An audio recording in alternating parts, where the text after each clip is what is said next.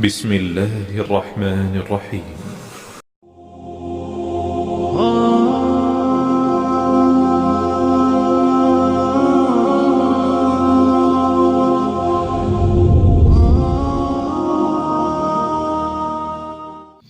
Bismillahirrahmanirrahim. Assalamualaikum warahmatullahi wabarakatuh. Alhamdulillahirabbil alamin. Asyhadu an la ilaha illallah wa asyhadu anna Muhammadar Rasulullah sallallahu alaihi wasallam wa ala alihi washabihi amma ba'd. Ya, teman-teman, baiklah, kita kesempatan ini akan menyampaikan rangkaian peristiwa masa depan atau mengenai bangkitnya Islam, persatuan Islam, yaitu apa saja peristiwa-peristiwa globalnya menuju itu. Nah, dari mulai Muhammad Qasim menjadi pemimpin, dan mimpi itu menjadi pemimpin di Pakistan sehingga sampai masa damai dan juga munculnya Dajjal. Nah, ini adalah mimpi-mimpi lama Muhammad Qasim dan yang baru oleh beliau diringkas ya ini. Dan ini ya kurang lebihnya dengan bahasa saya ya, awalnya yaitu ini ketika mimpi-mimpi Muhammad Qasim ini sudah menyebar ke seluruh dunia, benar-benar menyebar ke seluruh dunia, maka Muhammad Qasim akan menjadi kaya raya, yang mana hartanya menjadi miliaran dolar ya. Dan tanggapan saya, insya Allah ini adalah dari hadiah-hadiah atau sedekah dari kaum muslimin berbagai belahan dunia, insya Allah.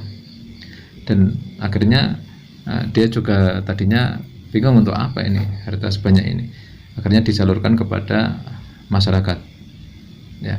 Nah, melihat itu Nabi Muhammad di dalam Muhammad Qasim sangat senang dan memohon kepada Allah agar menjadikan Muhammad Qasim menjadi pemimpin di Pakistan.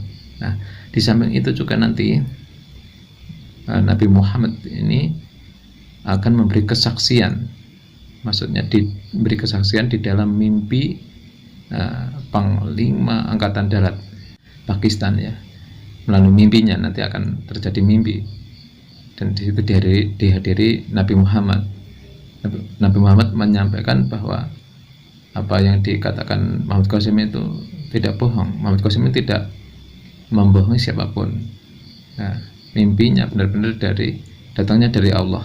Masyarakat Pakistan ya melihat Muhammad Qasim karena mau membagikan kekayaannya yang didapat ini, ya, mereka berspekulasi ya bahwa yang pantas menjadi pemimpin ini ya Muhammad Qasim, karena dia tidak cinta dengan harta ya. Artinya tidak hubud dunia, berarti justru malah membagi-bagikan kepada orang-orang. Nah, dengan juga banyak umat Islam di seluruh dunia ini menginginkan Muhammad Qasim menjadi pemimpin juga ya Angkatan Darat Pakistan.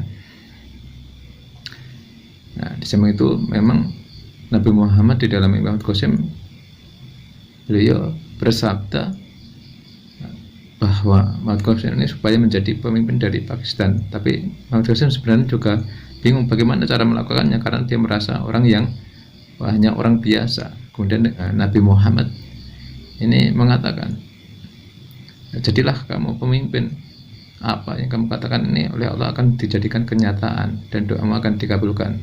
Dan Muhammad Qasim menyanggupinya.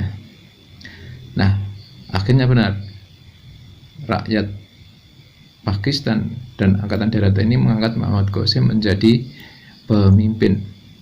Nah, langkah pertama yang dilakukan oleh Muhammad Qasim ini adalah yaitu membersihkan, menghapus syirik, segala syirik bentuknya, segala bentuk syirik di seluruh tingkat pemerintahan. Kemudian masyarakat ya juga meminta Muhammad Qasim untuk memperbaiki masalah-masalahnya seperti yang ada di dalam mimpi itu. Namun Muhammad Qasim juga merasa khawatir ya, karena ini cuman sekedar mimpi ya, sekedar mimpi, Pak. Nah, tidak lebih dari itu. Akhirnya dia berkata bahwa ini nanti akan datang awan-awan, yang awan-awan itu akan terjadi hujan yang sangat deras, kemudian akan menumbuhkan tumbuh-tumbuhan dan mengeluarkan kekayaan-kekayaannya. Akhirnya terjadi betul, dan perbendaharaan bumi, kekayaan bumi yang lewat perantara hujan ini betul-betul keluar, sehingga semua menjadi kagum, termasuk Muhammad Qasim sendiri. Nah, kemudian Allah berfirman dari langit, Qasim, apapun yang kamu katakan ini, aku yang akan menyelesaikannya, ya, akan menyelesaikannya.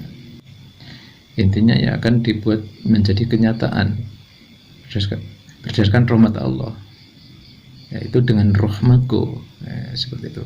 Kejadian kamu bisa cuman sekedar mengatakan awan-awan akan datang, akan terjadi hujan ini karena rahmatnya Allah.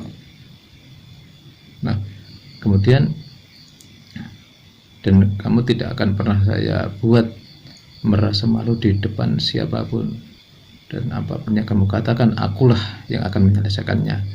Itu mudah bagiku Allah. Nah, kemudian Muhammad Qasim mengatakan kepada orang-orang, Allah bersama kita, dan Allah yang menolong kita dari tempat yang tidak terlihat. Marilah kita ungguli orang barat di setiap bidang dengan rahmat dan pertolongan Allah, dan Allah yang membuat sangat cerdas kepada kita, dan yang telah membebaskan pikiran kita dari kekejian dan dari keburukan. Akhirnya Muhammad Qasim membersihkan seluruh Pakistan dari segala bentuk kekafiran. Kalau awal tadi segala membersihkan atau menghapuskan segala bentuk kesyirikan, nah yang ini adalah membersihkan dari segala bentuk kekafiran.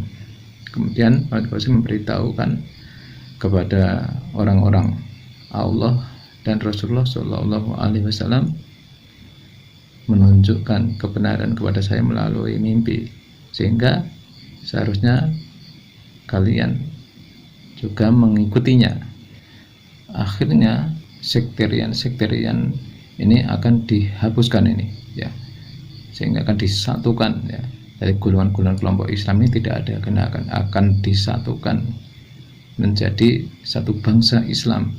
Termasuk tandanya di situ disebutkan bahwa hari raya Idul Fitri ini akan terjadi pada satu hari yang sama, dan adzan dikumandangkan ini pada satu waktu yang tetap, dan juga sistem bunga, berarti ini riba, ya, ini juga akan dihapuskan, dan jalan keluarnya adalah sistem perbankan yang berbasiskan anti riba, bebas dari bunga. Berarti ini Masya Allah, luar biasa mimpi ini, ya. Kemudian penindasan dan terorisme juga bakal tumbang semuanya, sehingga keadaannya berarti aman. Kemudian keadilan dan kesetaraan, ya, ini akan menang, ya, akan menang, dan akan terbentuk suatu sistem keadilan, ya, dalam pemerintahan nanti, pemerintahannya Muhammad Qasim. Dan akhirnya dunia terkejut, ya, melihat Pakistan begitu maju, ya, sehingga nanti dari rakyat jelata disebutkan dalam mimpi itu, rakyat jelata itu bisa bertanya mengenai kebijakan-kebijakan, ya, melalui Perdana Menteri, Angkatan Darat, dan berbagai pihak departemen lainnya, ya, sehingga kedamaian, ketenangan ini cepat menyebar, ya, sangat cepat menyebar, dan Pakistan berkembang pesat. Akhirnya India mengetahui seperti ini, tidak rela, dia berusaha menghentikan kemakmuran yang terjadi di Pakistan. Namun Muhammad Qasim ini tidak pengen terjadi pertumpahan darah dalam peperangan ini, karena tahu ini akan merugikan, akan merugikan, sehingga Muhammad Qasim meminta kepada Allah sesuatu agar mencegah terjadi peperangan ini. Akhirnya Allah mengirim jet-jet tempur hitam, dikirim ke India ratusan jet-jet tempur ini. Ya, di sana kemudian takut dan menarik mundur semua pasukannya orang-orang India. Akhirnya Muhammad Qasim mengalihkan jet-jet tempur ini ke wilayah Timur Tengah untuk membebaskan suatu wilayah yang terkenal di sana, tapi tidak disebutkan spesifik wilayah mana, yang jelas terkenal ya. Nah, melihat eksistensi dari jet-jet tempur yang luar biasa ini, banyak umat-umat Islam di seluruh dunia ya terheran-heran berarti ini. Akhirnya meninggalkan negara tercintanya, pindah ke Pakistan secara permanen, di hijrah istilahnya, dan bertempat di sana selamanya, dan juga ikut membantu ya, memerankan ya pekerjaannya masing-masing untuk membangun Islam. Nah, kemudian kaum muslimin ini mulai mengatakan betapa Allah telah menolong Qasim dan membuat mimpi-mimpinya menjadi suatu kenyataan, dan sungguh Allah telah menunjukkan karunia-Nya yang besar kepada mereka. Nah, demikian sedikit yang bisa kami sampaikan. Sebenarnya masih ada terusannya, ada kurang lebihnya kami minta maaf yang sebesar-besarnya. Akhiru qouli hada, wassalamualaikum warahmatullahi wabarakatuh.